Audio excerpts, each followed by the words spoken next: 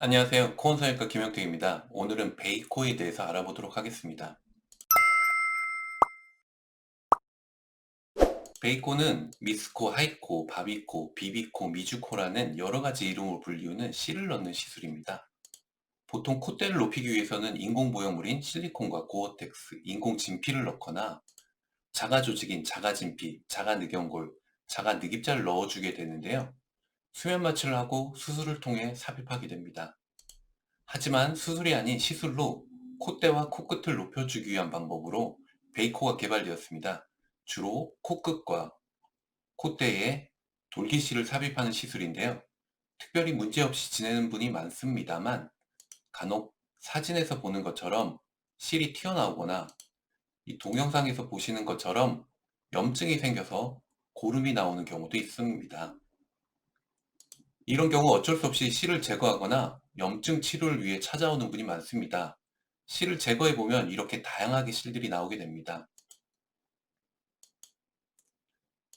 실이 한두 개 들어있는 경우에서 이렇게 엄청나게 많은 실이 들어있는 경우도 많습니다. 실을 제거하다 보면 이 사진에서 보는 것처럼 시술받은 병원마다 조금 차이가 있습니다. 실을 자세히 보면 길게 되어 있는 것이 코끝 부분에 넣은 실이고 길게 있는 실이 콧대에, 그리고 여기 짧게 넣어진 실들이 눈 사이 미간에 들어가 있는 실입니다. 그리고 실을 자세히 보면 이렇게 돌기들이 있는 것을 볼 수 있습니다. 특히나 특정 몇몇 병원에서는 실을 많이 삽입하고 녹지 않는 실을 사용해서 문제가 되는 경우가 많았습니다. 저희 병원에 오셔서 실을 제거하는 분들 중에는 특히 폐업한 몇몇 병원에서 하신 경우가 대부분인데요. 제거를 많이 하다 보니 수술하신 병원마다 특색이 있고 실을 삽입하는 방법과 필러를 같이 사용하는 방법에 대한 노하우를 알게 되었습니다. 그래서 그에 대해 설명을 드리고자 합니다.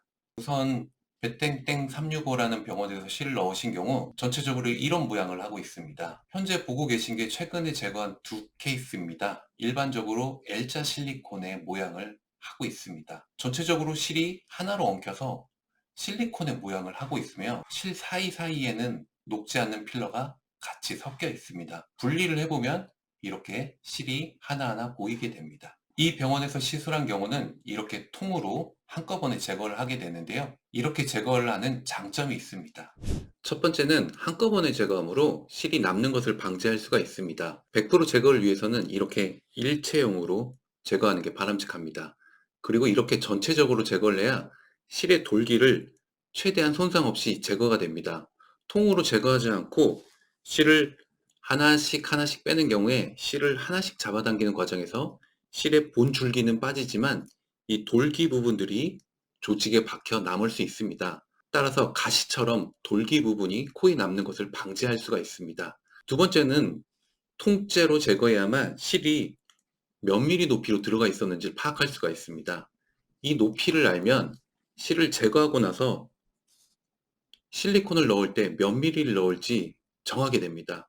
실을 하나하나 제거해 버린다면 실로 현재 콧대를 얼마나 높였는지를 알 수가 없게 됩니다. 실을 제거하면서 실리콘으로 바로 재수술을 하는 경우 이 높이를 아는 것은 코 모양을 만들 때 아주 중요한 자료가 됩니다. 세 번째는 이렇게 통째로 제거를 해야 코 피부가 울퉁불퉁해지는 것을 최소화할 수 있습니다. 실을 하나하나 제거하다 보면 코 피부가 울퉁불퉁하게 되는 경우가 많이 생깁니다. 저도 처음에는 비계방으로 실을 제거하거나 실을 하나씩 제거했었습니다. 하지만 이런 장점이 있기 때문에 지금은 통째로 제거를 하고 있습니다. 따라서 실을 제거할 때도 시술한 병원의 방식에 따라서 실을 제거해야만 안정적이고 깔끔하게 제거가 가능합니다. 이런 시술을 받은 분들 중 많은 분들이 아직 염증은 나지 않았지만 추후에 염증이 생길까봐 걱정하신 분들이 되게 많습니다. 많이 걱정이 되신다면 상담을 오셔서 현재 코의 상태는 어떻고 앞으로 염증이 발생할 가능성이 어떤지 저랑 같이 상의해 보시고 상담 받아보시면 좋겠습니다. 고맙습니다.